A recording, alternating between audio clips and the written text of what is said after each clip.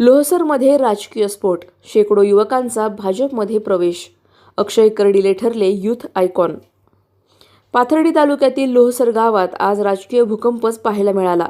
अक्षय कर्डिले यांच्या दमदार कामगिरीने प्रेरित होऊन शेकडो युवकांनी थेट भारतीय जनता पक्षात उडी घेतली.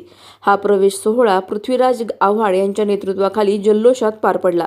गावातील युवकांनी एकजुटीने भाजपची विचारधारा स्वीकारत जणू विरोधकांना थेट इशाराच दिला.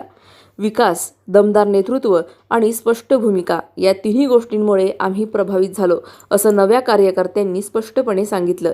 यावेळी बोलताना पृथ्वीराज आव्हाड यांनीही स्पष्ट शब्दात सांगितलं, आजचा युवक भावनांवर नाही तर विकास आणि राष्ट्रहितावर निर्णय घेतो. अक्षय कर्डिले यांचं कामच युवकांना आकर्षित करत आहे. या मोठ्या राजकीय एंट्रीमुळे पाथर्डी तालुक्यात भाजपची ताकद झपाट्याने वाढणार असल्याचं स्पष्ट झालं आहे.